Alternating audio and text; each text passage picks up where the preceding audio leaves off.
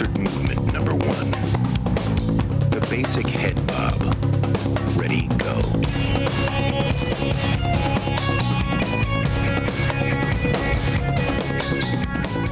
Headphones are borked. All right. Stop, collaborate, and listen. Bradshaw with you here, Thursday afternoon in the capital city. Thanks for coming along, spending some of your quality time hiding your streaming activity from corporate IT and the boss. I appreciate, as the kids say. They say I'm not hip. Come on. I speak like a Kardashian. What more could you ask for? You're not hip. It's hip to be square. We learned this. You know, geek was chic last year. No. We rule the world, man. No, now it's skinny jeans and poofy hats. No. And if you show up in skinny jeans, it'll be the last day I work for you. Again, I remember the last time. I'm old enough to remember, again, you're wearing your collar popped. And yeah, I was a child of the 80s. I remember these days. Yeah, we saw what happened to those guys. So when I walk by the Abercrombie & Fitch, whatever, I know the life of just emotional desperation. You know what I'm waiting forward to come towards. back in style? Tracksuits. Because let's just be honest. Do tracksuits ever go out of style if you're over the age of 70 and enjoy walking in malls? Yeah, but I'm saying if they could be in style for me, you would not catch me out of a tracksuit. Those are so comfortable. I'm almost scared to see. We've made it around like 70s, kind of had their resurgence. Sure. Now we're kind of into the 80s territory. People are popping the collars, and I'm sure there's a way to get a pair of Guess jeans. I can't wait for Hypercolor to come back. I'm so excited. When the 90s come back, I'm almost scared. Like when Hammer Pants and like Janet Jackson's Rhythm Nation. Zippers everywhere. It's going to be great. The Vanilla Ice kind of look. Do not mock Vanilla Ice in front of me. I will mock Vanilla Ice. No, you will not. Till the no, you will not. Time. You know that CD is still in your car somewhere. No, never owned that single, cassette, CD. Oh, I had the cassette. I have the CD. I've got the MP3. I'm going to start playing Ice Ice Baby for you every time. Now, there was a period of Spin Doctor's embarrassment I think we all had. No. All right, in the early 90s. Look, you look more like a Milli Vanilli guy. Go, it's true. Ooh. No, I'll admit to owning. Is it Spin Doctor's If You Want to Buy Me? Yeah. Yeah, I mean, and I'm not proud, but we all have our moments of weakness. Some of us bought the Black Crowes second album, and it didn't turn out well. The Who? For us. All right, and you used to like Silverchair. Silverchair was actually pretty good. For like 12-year-olds. It was, the music industry is very... I mean, they were the very first contest winners that went anywhere. Because that's how they got on there, is they won a contest. Well, the Australian.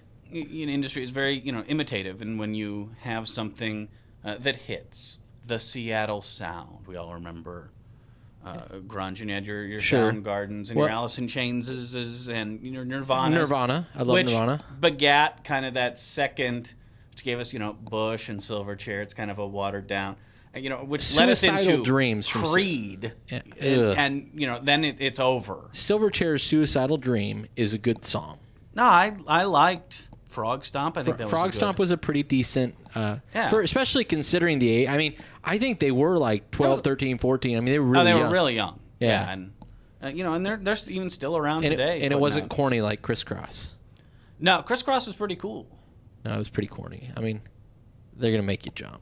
Yeah, I mean, with their Boyz II Men still out there doing their thing, and yeah, I'm an absolute sucker for early '90s, like horrible. Boyz II Men, Down on Bended Knee has got to be one of the most requested love songs ever. Well, that doesn't make it good, but you remember the old Q102? Yeah. I mean, I had it where I could do like the 20801, 102, 280, I could dial it with my thumbs like instantaneously. When you could call in radio requests and they'd actually play them, you mean? Phil Crowley was the night guy. And on a top 40 station, your night guy is your most important, because that's when the kids are going to sit there and listen to the radio for 6 hours straight. And Phil, I've never met him. I've been lucky enough to work with and meet. Remember Max and Davo? Max is still in town. Davo, I think, is out in I don't remember that group. It was the old Z93 before they blew that up and turned it into old people's. I don't remember. I don't. Music. When was that? I was a radio geek. I was the guy with the antenna with tin foils. Like literally 107.5 when that hit the airwaves in its first incarnation was like the dot. Yep. I remember when that happened, and 102.5 was always kind of that station we listened to. Well, yeah, 102.5 was before it became, today's best hits without the rap, was the top 40 station. Sure. The top 40 kind of, explodes and dies and explodes, then dies. It was kind of in that late 80s, early 90s explosion, where, we were willing to take a detour and stop by the CNC Music Factory. And yeah, there was the Milli Vanilli. And we didn't know what Fine Young Cannibals were, but we were willing to listen to the song. Sure, and I think I actually listened to 102.5 New Year's Eve 2000.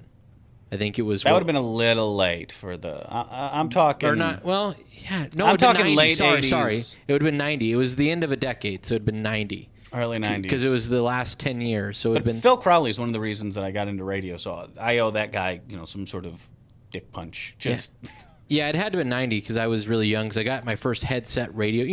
Remember when they tried to put the radio inside the headset and they always broke? My parents gave me one of those for Christmas, so I had to have been 10, so it had been 90. I remember listening to 102.5, and Milli Vanilli actually made the list. Yeah, I remember because they would do like the top whatever, and it was a goal. Want to get Metallica in there, and it never seemed to work, no matter how many votes we made. But now you can't get Metallica off the laser. You're like, they have not produced anything in 10 years worth listening to. Quit. Well, yeah, the music industry has, again, never figured out how to get people over the age of 25 to buy music that they didn't already own in a previous format. And they invested a lot of time and effort and energy in getting us to buy the digitally remastered version of whatever and replace our album collection with cassettes and replace our cassettes. It's why bands like Hairball make it. CDs. Have you been to Hairball yet? No. Oh, you got to go to Hairball. Why? Oh, it's awesome. It's all like 80s and early 90s rock. That was a horrible time. It's amazing. For me, rock and roll stopped at Twisted Sister, Stay Hungry, and didn't reemerge until Nirvana came. No. Like Welcome to the Jungle is amazing. There's a bunch of songs. So Hairball's awesome. The hair bands are great. Come on. One's Bit and Twice Shy. Amazing. Every rose has its thorn. Amazing. Dude, I've met Kip Winger. It's not, no. I don't care if the people are amazing. The song's still amazing. I drank his beer. I guess that's... I don't care if you peed in his beer. The song's still amazing. Lead singer Rat hit me up for pain pills. Does that... it's just a Did you give him any? No, I didn't. I told him, you're talking to a talk radio host. I'm as square as it can be, but he seemed kind of disappointed with that. But that was a dark period. It was nothing good. See, I disagree. Came out of that. Some of the greatest rock ballads of all times, 80s and 90s. If you have to go with a power ballad, you're not... Sorry, dude. Love it. How many power ballads did Led Zeppelin do? How many did Extreme do? But Led Zeppelin kind of sucks. Really, Stairway to Heaven's the only song I can think of his. You've never seen Fast Times at Ridgemont High, have you? Yeah, sure I have. Great movie. That's the high school girls stay the same age line. That's Dazed and... Is that Dazed and Confused? Yeah, you're right. Okay. Moving on. Is this going to be the last set of Iowa numbers we get? I hope Maybe. I thought the public policy polling was, but considering how Republicans just write that off, because they're unskewed, or whatever. These come from Wall Street Journal, NBC News, showing in Iowa... 50-44. Blue team. And that, again, is their likely voter screen, which say due in large part to outsized support among women and young voters. So I think we are officially, I guess better late than never, but still means TV is going to be unwatchable at least until Tuesday night. The poll also shows lead in Wisconsin, lead in New Hampshire, down, but still leading. So this from Politico. I don't know many strategists who think Obama's on the way to a blowout in Iowa, but the two campaigns have emphasized different sets of data this week that aren't mutually exclusive. For Team Obama, the message has been that Romney's trailing by small but consistent margins across the traditional swing states. For Team Romney, the message is that Obama's lead in states once considered safely Democratic has diminished.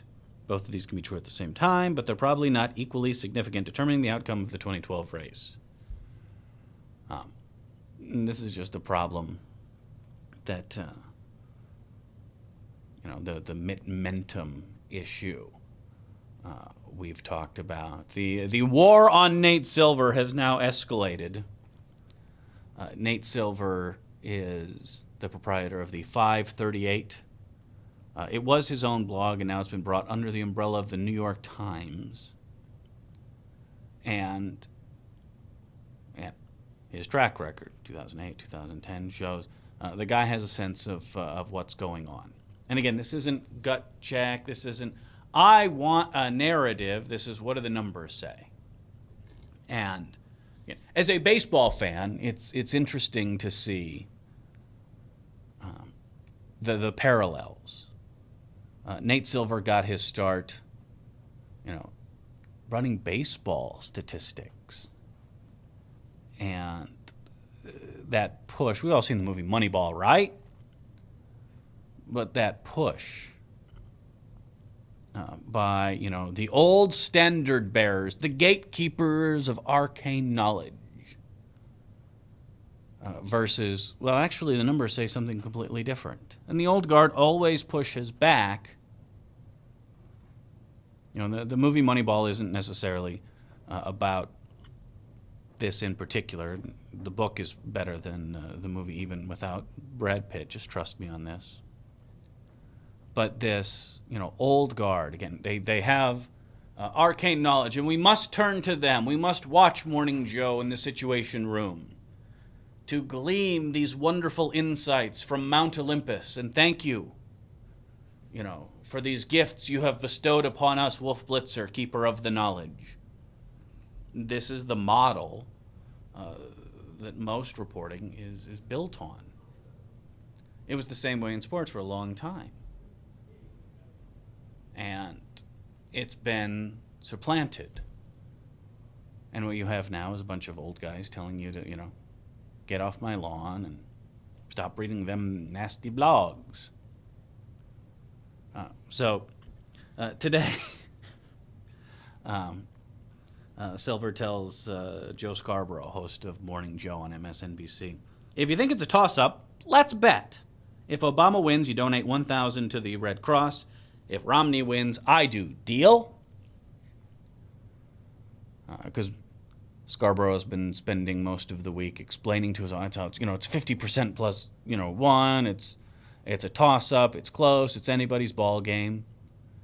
Whether he actually believes that or not, no one will ever know. But that's what he says on camera, because odds are that's what he's going to need to say to make sure people tune in tomorrow to Morning Joe. Horizontal recycling. What do you need to tell people to get them to tune in the next day? Same bat time, same bat channel. So Scarborough, of course, takes the I'm not putting my money where my mouth is route and just says, let's just donate the money anyway. And Silver's like, okay, make it $2,000. And again, here's why, I don't know. The 538 Empire is striking back, and it's fairly simple. If you run the numbers, if you do the math, Obama has the same shot of winning Tuesday's election as a football team does 3 points up with 3 minutes left. Does that mean that team wins every time? No, but they win 79% of the time, and guess what the 538 model says? Obama's got a 79% chance winning. If I was running a sports bet or a sports, book, would I take your money if you came to me with 3 minutes left in the game? Hey, that team up by 3, I want to put money on that they're going to win. You want to take my bet? Odds are you're not going to.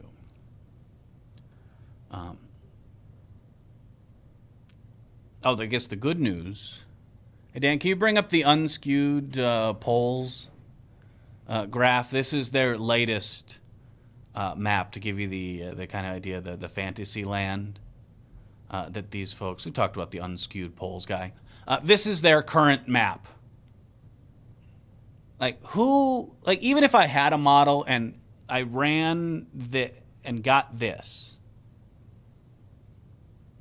then wouldn't you assume like I had done something wrong? Like it's beyond plausible and you've moved into ludicrous speed. We've gone plaid. I would assume that, yeah, I don't even, wow, yeah. You know, I mean, this is how detached from reality. maybe if all the polls didn't show it at least moderately close, but yeah, I don't even know how you would begin to formulate that map. Again, we talk about and joke about Republicans kind of living in their own bubble, but, there you go. That's not a bubble. I mean, I don't know where that's they're an living. alternate reality that they create to... Here, I figured it out. They're living on what's that planet again? Kolob? Kolob. There we go. No, Was that survey only done on Mormons? And I don't know. I don't know what's in Roger Ailes' head. I don't know if this is what these guys truly believe. But it's certainly what they push out there. And I don't know the motivation behind it. I think typically what people do is far less interesting than their motivation behind it. Is it to fire up the troops and, we've really got this and we really surround them like Glenn Beck says? Is this setting up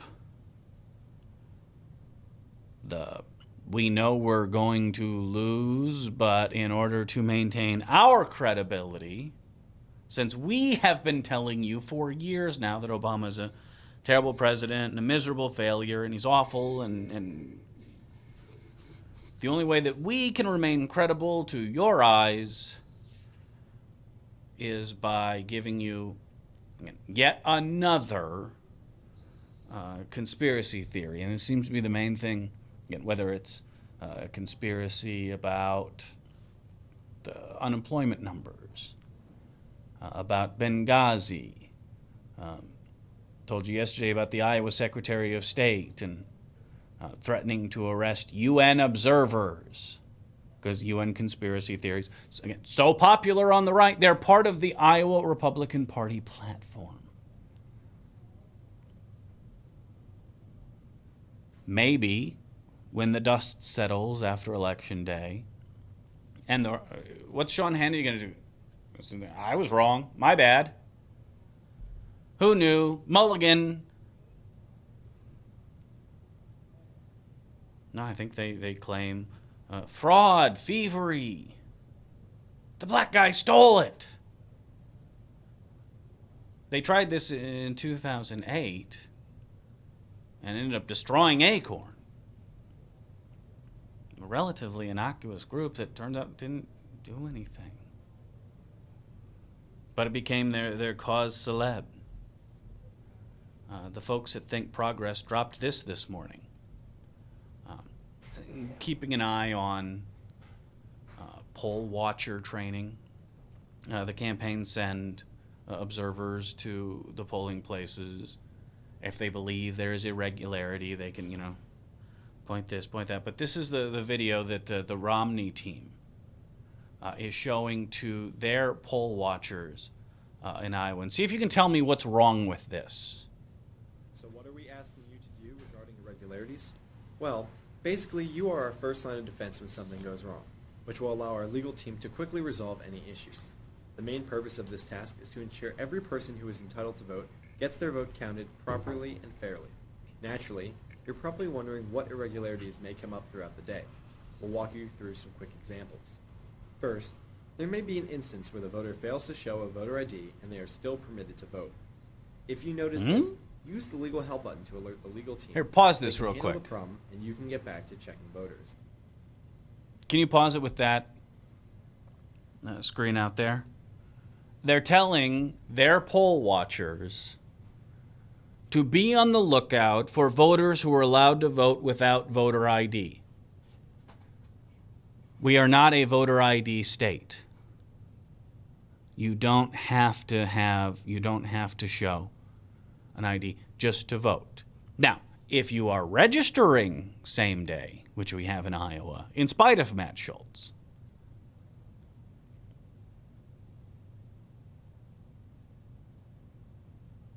but looking at the narration doesn't even fit the information they're putting on the screen. This is why, or when Secretary Schultz decided he needed to take emergency measures, one of those being that any citizen at all could challenge a vote anonymously. As code states right now, if I believe that Dan, for example, is voting illegally, I have to swear on an affidavit. I have to sign it. And there are penalties for false reports. If it can be done, again, anonymously by anyone at any time for any reason,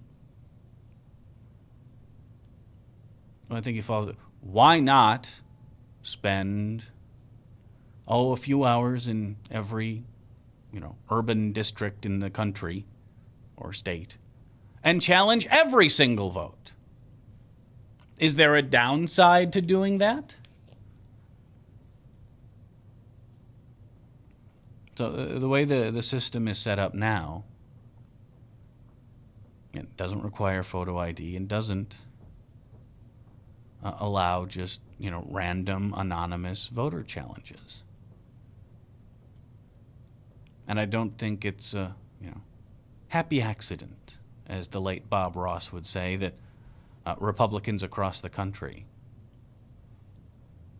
are out there wanting to, again, fix a problem that doesn't exist, but can potentially disenfranchise hundreds of thousands across the country, making it harder to vote. If you thought we left that behind in the 60s, you haven't been paying attention.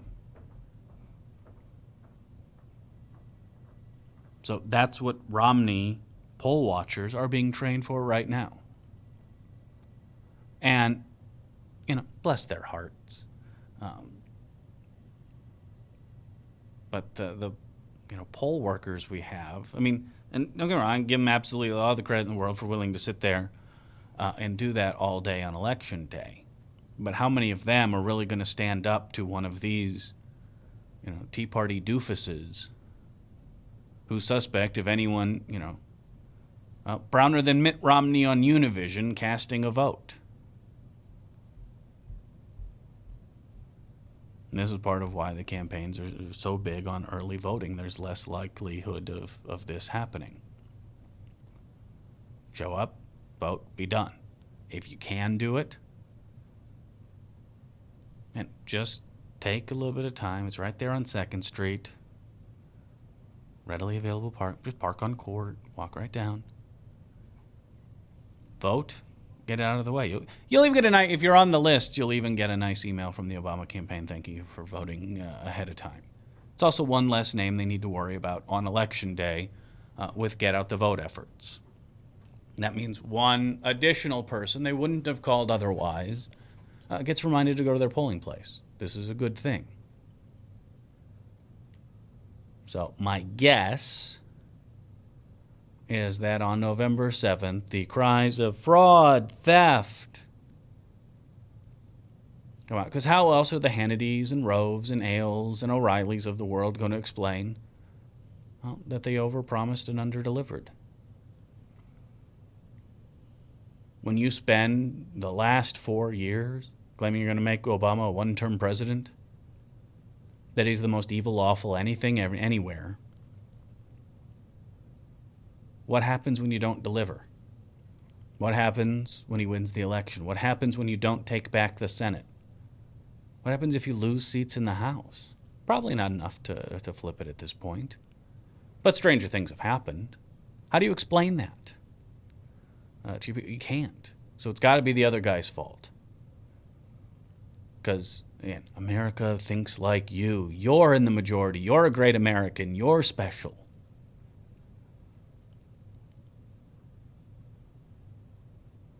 So will we see false flags all over the country as wrongly trained poll watchers cry fraud from every rooftop? Let's be honest. Think the Republicans have a better argument? All right, 244-0077. Email me, radiobradshaw@gmail.com. Maybe they'll blame Chris Christie. We'll talk about that one here coming up. 244-0077. Email me, radiobradshaw@gmail.com. Twitter is twitter.com/radiobradshaw. Or just go to thebradshawshow.com. It's got links to all of that stuff there. www.thebradshawshow.com, including if you just want the audio feed on your smartphone, you can put it Bluetooth to the car stereo. It's all slick like that. So we'll talk about this Chris Christie phenomenon when we return. Here on The Bradshaw Show on Webcast One Live. Thanks for watching. Back right after this.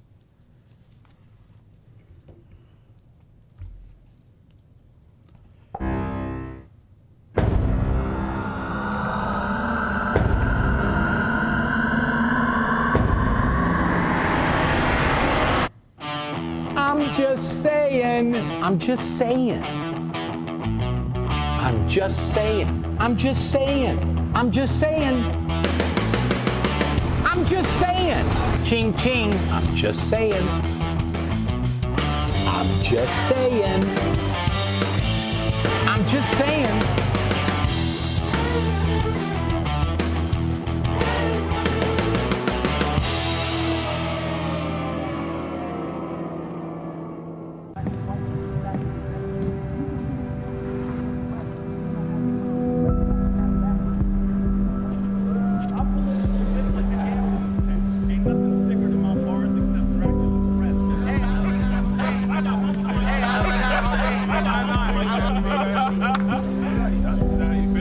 Feeling alone? God knows and He understands.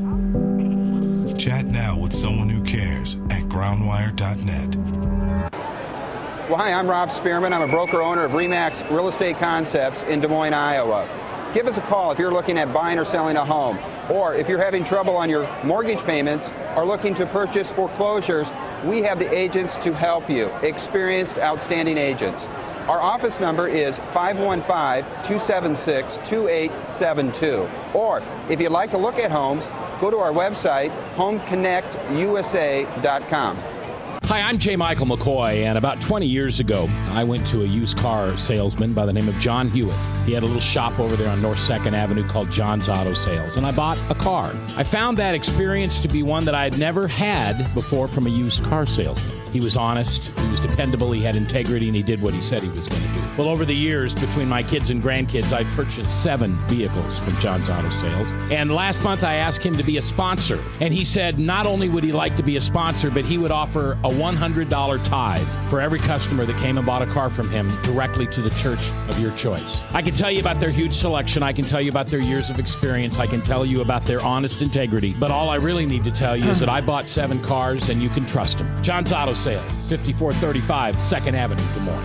You need a good ride when you hit the trail. Trust the man with the cars, and he goes by the name of Big John. Big John. Big John. From the RE/MAX Real Estate Concept Studios, this is Webcast One Live. Rock concert movement number 1. All right, Sugar Boogers, welcome back. It's almost 2 o'clock here in the capital city on a beautiful Thursday afternoon. Just a few more days to go. I just retweeted a YouTube link. A 30-second or a 30-minute local newscast in Columbus, Ohio, with 22 minutes of political ads. Just or 22 political ads in a row. It's insane. Go to my Twitter feed, twitter.com/Radio Bradshaw. Check out the link. Janelle emails, who's going to win? The odds are in our favor. The gods support us. Again, can anything happen? Absolutely. Do we need to, join the team and come on in for the big win? Yes. I'm pretty sure, since you don't believe in God, it would be logically improbable that the gods support you. The math is on our side. That the gods support you? Even I don't with think the you can create math mega for that. prayer for Romney, the math is still on our side. Because a God allows you to do something doesn't mean it necessarily supports you. I believe that Odin is absolutely with us. Oh, you don't believe in Odin, and you're blowing off my No, my prediction? I don't blame you one bit. My understanding of the god Odin, he probably would not like you. Odin would love me. Are you I'm kidding pretty me? sure he would smite you. I would, well, maybe, but I'd kick back with a No, tankard of mead. And no. I'm pretty sure if you had a tankard of mead, you'd be drunk. I know. That's pretty much my plan for Wednesday's show. Hey, that would be a good I just bring in... And then we're going to have Mac afterwards, which would be like two drunk guys. Bring in a couple of, sixers of grain belt. And this election and may cause Mac to drink again. I'm just saying. That would not surprise me. Let's hope not. But then again, the man held Romney events in his house. He is very fond of him. I don't know I've why. Gotten that. No, I've gotten that. I don't know why either, but he is. Yeah, for those, okay. We're just putting this together, but on Wednesday's show, because what's there going to be to talk about? I'm just going to, come in and read the comic books and slam back a few beers. So at about this time next Wednesday, Mac himself will be joining me. We'll go a little long, and he and I can catch up on old times. So that's coming up next Wednesday at about this time. So we'll have more details on that. Sharon asks, are you really as confident as you sound? I hope so. I'm just afraid we all may be giving ourselves false hope. Look, I've been there. I lived through 2004. It sucked.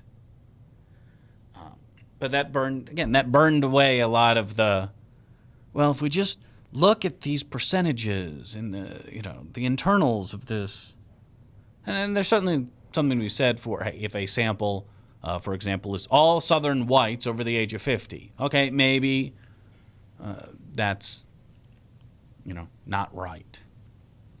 But when you look at all the numbers and aggregate them, the math's on our side. Ohio is still looking good. If Florida was as sewn up as Republicans want you to think it is, why is Romney there constantly? Paul Ryan isn't going to deliver Wisconsin. Iowa's the blue state. I've been telling you it is for years.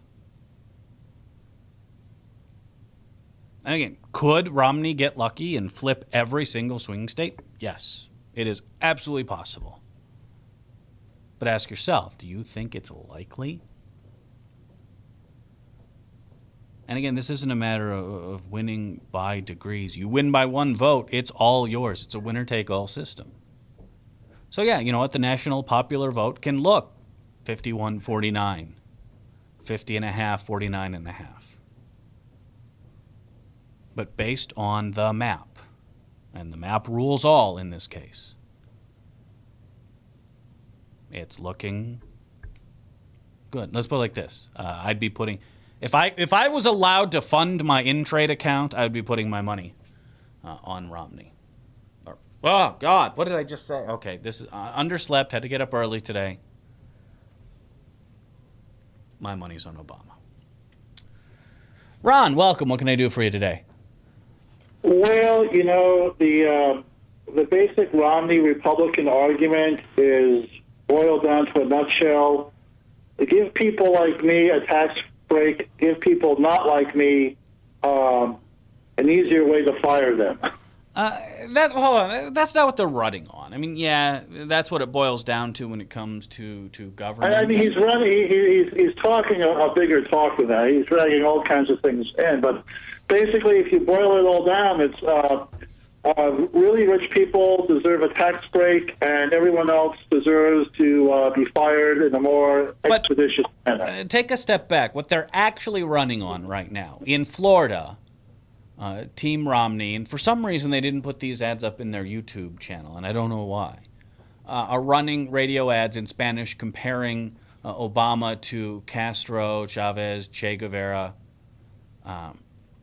the kitchen sink approach. In Ohio, I mean, they're literally lying about GM and Jeep sending jobs to China.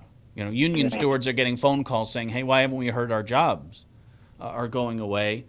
To the point that, the CEO of Chrysler is calling out Mitt Romney for being a liar. That's their argument in Ohio. Greg Sargent over in the Washington Post called it the kamikaze strategy. And, just going for broke. They're re-airing the President Obama wants to gut the work requirements for welfare argument that even Republicans called out as BS. I mean, these are their closing arguments. And do they sound like the arguments of winners? In 2008, a lot of the folks on the right thought the biggest mistake made was that John McCain wouldn't go into certain scuzzy places. Yeah, he was going to lose with dignity, and there were people who, if you read Game Change, who definitely called him out on that. Romney has no such scruples. Right, and Romney is an interesting character because I couldn't for the life of me explain to anyone why Romney wants to be president anyway, other than it's another dad issue. Like, we had a president recently who had dad issues, and we know how that wound up. But he has no compelling argument to become president other than, I don't know, hi, I'm Mitt Romney. If one thing came out of everything, I would like it to be debunked that business people are not interested in creating jobs. All right, no CEO goes to a shareholder meeting in order to boast about how many jobs the company has created in the past year. Yeah, I mean that's not part of the prospectus for an investor. No, right. Demand creates jobs. Right, and I wish this myth that somehow business people have an insight on how to get things done, so therefore they make the best political leaders. That is so bogus that I'm just astounded when people say, well, he's a business guy, he understands, so if you make him president or governor or whatever, things will really get done. No, because you need a different skill set in politics than you need in business. Yeah, I mean, would you vote for Donald Trump for president? Yeah, and when I look at Mitt Romney now, of course I have... By the way, Romney has Trump doing robocalls for him. And of course, Trump has become one of the most credible zillionaires of our time. No. When I look at Mitt Romney, what I see is my boss who wants to pad his bonus at the expense of my compensation package, and he wants me to vote for him. Yeah. I mean, at the root, but just, again, that has already been taken into account. We're talking about voters who are still susceptible to switching, who might, in a moment of hesitation, circle a different, name in the voters box. And these are what these closing arguments are meant to affect. And when you see what Romney's putting out there, I think just that alone should be enough to allow us to disregard the, Mitt-mentum, the Romney-mentum. Oh, no, that's all bogus. But I know that I got a friend in Chicago who was telling me that if you listen to Republican ads now, it sounds like they're all born-again Democrats. You do get some of that, and it shows that this is not and you think about go back 4 years. The economy was going to be bad, no matter who. It crashed in the fall of 2008. Recovery was going to take a long time. You would think that, they would have a plan for this, and they really don't. Let's be honest. If Republicans had any ideas about anything, we'd be hearing them. Well, they would have to explain how 2008 happened in the first place, and they really don't want to go there. What? Poor people got too many mortgages. Well, Because if there's a group that has had the power to crush this country, it's been poor people. Right. Keeping us under their tyrannical heel. Because they have microwaves. I kind of blame Obama for this because he let the financial industry, all the I'll be gone, you'll be gone people off the hook. Didn't want to go there. Didn't want to muddy up his administration with truth-seeking committees and commissions. He let the Iraq war perpetrators off the hook. Didn't want to go there either. So all they got was a pass. And that indicates to people nothing was wrong. And now the same people who engineered these things under Bush, they're looking in the Romney victory. They're looking at getting their offices back. Yeah, but now, and Ron, I appreciate the call. Ezra Klein did a piece, kind of following up what I said on Monday about the Register's editorial and some of their reasons for endorsing Romney. Because again, the fact they endorsed Romney doesn't bug me much. I don't think they're worth a whole heck of a lot. What bothers me is that the Register is kind of the paper of record, and this is how far they've fallen. But Ezra Klein kind of backed up against that on Tuesday with the piece, Mitch McConnell and John Boehner's strategy worked. And the gist of this is when Mitch McConnell is saying, we want to make Obama one-term president, and when senators who have worked with Joe Biden in some cases for decades are telling him, hey man, we can't play ball.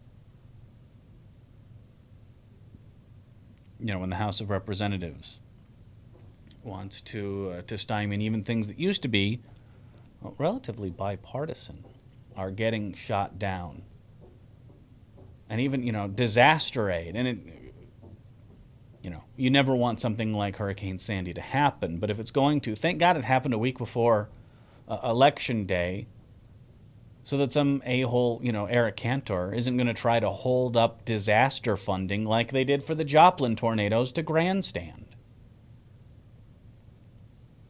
But the piece, Mitch McConnell and John Boehner's strategy worked. Is that in endorsement after endorsement, the base argument is that President Obama hasn't been able to persuade House or Senate Republicans to work with him. If Obama is reelected, it's safe bet they'll continue to refuse to work with him, so vote Romney. Reward the hostage takers. Says that's not even a slight exaggeration. Take the Des Moines Register, Iowa's largest and most influential paper. They endorsed Bill Clinton in 92 and 96, Al Gore in 2000, John Kerry in 2004, and Barack Obama in 2008, but this year they endorsed Romney. Why? In the end, they said it came down to a simple test. Which candidate could forge the compromise in Congress to achieve these goals? When the question is framed in those terms, Mitt Romney emerges the stronger candidate. Now, you obviously ignore the I believe first question that raises, which is, well, if you're going to reward them for hostage taking, why shouldn't Democrats gum up the work for Republicans? If you are saying it's a good move, it's something to be applauded and endorsed and patted on the back, well, why shouldn't we do it too? Politics, much like the music industry, is highly imitative. Something works, you're going to see more of it. But again, that's just kind of the hackishness of the Register's endorsement that doesn't exactly inspire confidence. So, in that sense, yes, some of these wounds are self-inflicted. I think the Obama team underestimated the pushback they would get. As soon as guys like Dick Armey and their Freedom Works started pumping, millions of dollars into these AstroTurf Tea Party groups, the light should have gone on somewhere. And yeah, you should have probably gone after a few of the more egregious offenders on Wall Street or the Bush administration. Or, as I like to call it, be a Democrat. Republicans give no partial credit, not even to members of their own party, let alone guys like Boswell with a D next to their name. What makes you think they're in any way, shape, or form going to reward you for reaching across the aisle? They punish their own for reaching across the aisle. And in this case, yeah, it's probably time to play, as they call it, the old country hardball. Let's start taking away some of John Boehner's, pet projects and Eric Cantor's. If Steve King is so against the stimulus, well, let's make sure none of that goes to his district, so that he won't show up. We're saving Steve King from himself. Instead of looking like the hack that he is and showing up at, groundbreakings and ribbon cuttings for stimulus projects, we can take that problem off his hands.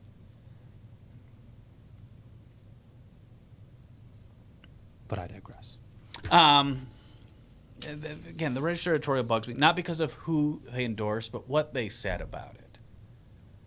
And you can go back and go to the BradshawShow.com and go watch Monday's archived show. And you just go line by line and okay, that opinion is dumb. Here's why.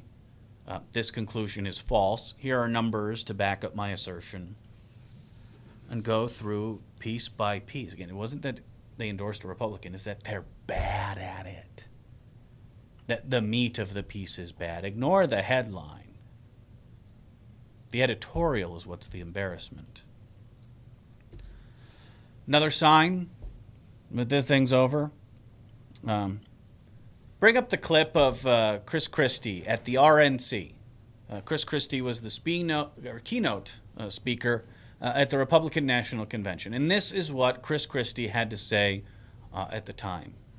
The people have no patience for any other way anymore. It's simple. We need politicians to care more about doing something and less about being something. Yeah! Amen. And believe me, if we can do this in a blue state like New Jersey with a conservative Republican governor, Washington, D.C. is out of excuses.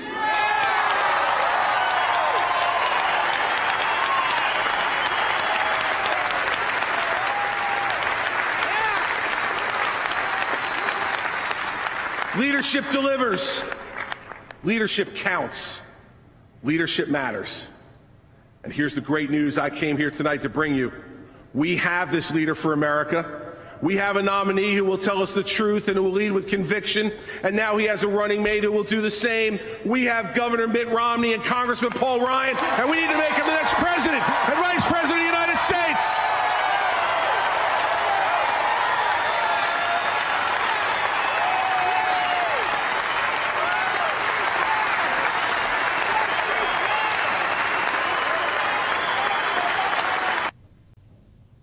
Now, here's that same keynote speaker at the Republican National Convention yesterday, speaking with President Barack Obama, surveying the damage of Hurricane Sandy.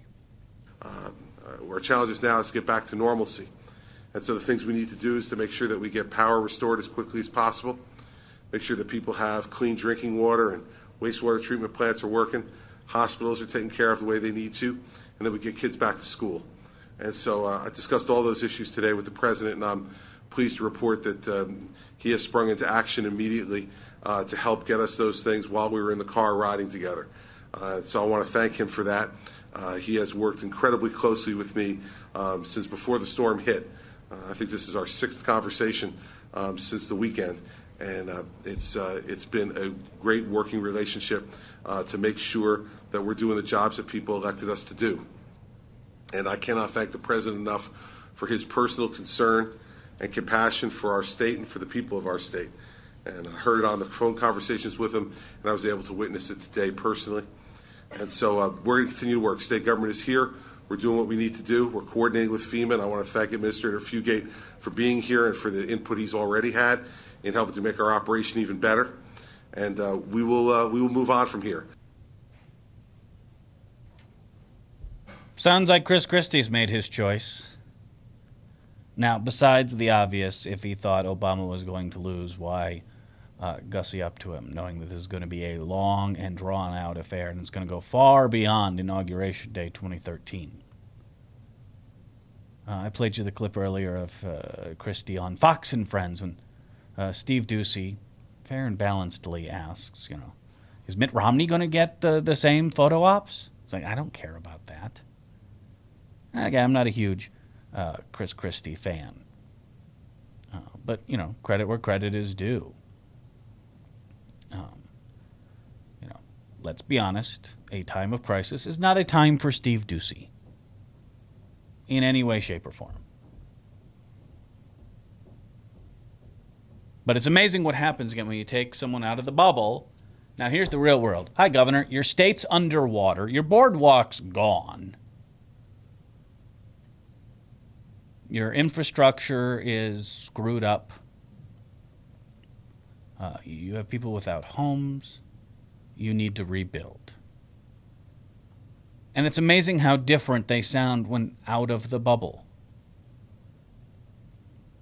We talked about this earlier in the week. The small governmentists. The, little libertarians have absolutely nothing to offer in a situation like this. They have no answers, no solutions. They don't actually accomplish anything. Sure, they're more than ready to talk. Give you a Ron Paul sticker or something. When times are good. Look, times are good, and we obviously don't need all of this. They're conspicuously absent when stuff gets real. When it's your neighborhood under 10 feet of water. When it's your state that has hundreds of thousands without power. And people cut off without, supplies. Magically, they're not there. Although I did get a kick out of this. This is John Stossel. He's the, I'm a common sense libertarian type. And he was asked about flood insurance, which is a federal I'm program. guilty. I built a beachfront house. My father said, "Are you nuts? It's on the edge of an ocean." Right. And I correctly said, "But Dad, I can't lose because there's this thing called federal flood insurance, and the premiums are cheap, but." Well, there's what happened to that's the house I built. He said, "Look at all the sand I have in front of the house." And sure enough, a couple of years later, that sand washed away. And we'll show the other picture. The basement was gone. You paid for a new basement there. Thank you. I never invited you there. Right. But you paid for it anyway. It went out again. You paid again. The whole house went. You covered the house. This is a program that encourages relatively affluent people to build in danger. Well, what's the evidence on that, John? You love dumping on this program. There's a lot of people who are going to be helped by this program that are not. No, wait a second. That are not on the beach, that are not on riverfronts, that are blocks in, that never anticipated that the ocean would come, that the bay would come. They paid their premiums. They're not rich people like you were. If you're so rich, why don't you give the money back? Well, I probably should, and I won't rip you off again. I was robot. I also take Medicare, and I probably shouldn't. Okay, get that so you either. take Medicare, right? You take deductions on your taxes.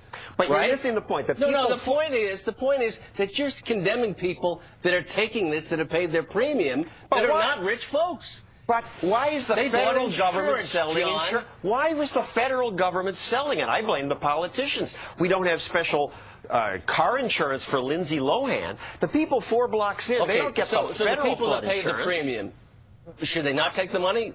Like you said that you should. I said I paid the premium. I'm going to take the money. Of course you're going to take the money. Okay. It's the program that shouldn't Stop exist. the program. Stop rewarding people for taking foolish risks. Well, the problem is, and Peter was talking about this earlier, we're talking about the FEMA program that insures people in areas that would get flooded out. If there wasn't that kind of insurance... There'd be private insurance. Maybe, but right now... There would be. No, that's when the free market takes care of that. No, it doesn't. That's why there's a federal program. No, it's because the politicians said the private companies charge too much. The free market has not taken care of the issue. And lo and behold, John Stossel's wrong. The National Flood Insurance Program started in 1968 because private insurers went and said it's unsustainable. We can't make money off this. We're not going to offer it. So now the National Flood Insurance Program offers the coverage. It's administered by the private companies. And they work with about 90 private insurers because they don't want to cover floods. You know, we saw this with Katrina, how many people had homeowners insurance and then find out, oh, yeah, you know, if the hurricane itself had destroyed your house, then you'd be covered. But since it was, you know, the levee breaking, well, that's flood insurance and not covered by us. Sorry. And plus, and non-Massachusetts Republicans cover yours. The government can also, you know, require insurance coverage on that front. But I love, you know, here's John Stossel, who rails against the program at every opportunity. This is the third time he's had it pay out for him. And he's on Medicare, which I enjoy. How about that socialized medicine there, John? Yeah, it's funny how once these guys are outside of the bubble, right? When he's at his, you know, beach house on stilts, John Stossel's not on camera, not trying to influence you, then it's fine, it's good. I should obviously sign up for this. I can probably afford to rebuild the house if I so choose, but I'm going to take advantage of this program because it's good for me. I am working at Fox News. I'm probably very highly paid. I probably get, you know, one of those Cadillac health plans, but I'm still going to take advantage of Medicare. You know, like Ayn Rand did. For all the talk of Libertopia, the patron, you know, saintess. Ayn Rand herself was on Medicare and Social Security because, again, when the real world gets in the way, it's funny how quickly those priorities get thrown out. But back to the Christie thing, because his appearance yesterday with the president certainly wasn't the only time. He's pretty much talked to every camera that will ask him, repeatedly praising the president's response to this. The president yesterday said, you know, he's instituting a 15-minute rule. You get a call from one of these guys, you're getting back to them within 15 minutes. I'm going to try to greenlight everything we can. Get rid of all, you know, any potential hang-ups and hold-ups. We're going to cut through the red tape. We're going to get the job done.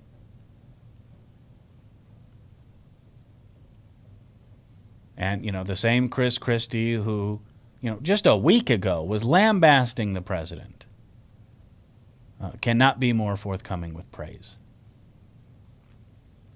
And funny what happens when ideology meets the real world. Reality wins. It's part of the reason I'm so looking forward to election night.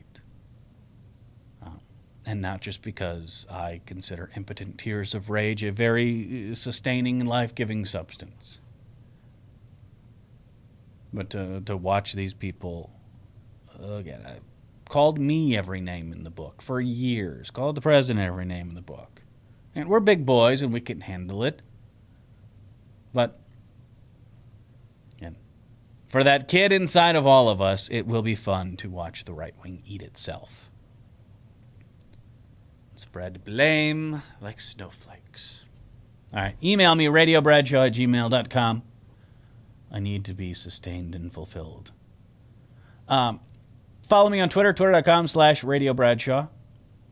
See the snarky things I write to the Iowa GOP and the like. And a lot of the stuff I don't get to, because I bring a ton of stuff. And a lot of the stuff I get to on the show. But the stuff that I don't ends up on the Twitter feed, @Radio Bradshaw. Or just go to thebradshawshow.com. Go watch archives. It's all there. available 24 hours a day, 7 days a week until the data center goes down thanks to Hurricane Sandy, but that doesn't happen all that often. So go to thebradshawshow.com. Again, you can find the Twitter, the email. It's all there.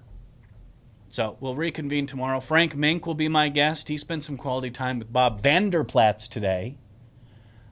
We'll see how that went. Some of his thoughts moving forward. Just real quick, as a teaser, there's a militia graph on there. This is from the Southern Poverty Law Center. Shows the number of hate groups and militia groups and MAC backgrounds. There we go. Kill the bug on the bottom there real quick. So this is these patriot militia groups. Notice it's like something happened in 2009, and now their numbers are shooting through the roof. I want to talk a little bit about what happens after Tuesday. Not just in the, again, how do we get to 2016? We want to stick forks in our eyeballs because we have to go through all this again. But I think we can be fairly certain that a handful of things are going to, you're going to see that number of militia groups grow. Gun sales, those types. And where does the right wing go? What happens? We'll talk about that and more with my guest, Frank Mink, tomorrow on the Friday edition as we get ready for the final weekend. And then on Wednesday, we kick back, drink some beer. Maybe I'll bring the dog in. Can I bring the dog in? Dan, you okay with it? You're not allergic or anything? I don't have a good reason why not. Perfect. So Wednesday, we'll bring the dog. We'll have a good time. It'll be like a party. Bring us a couple Sixers.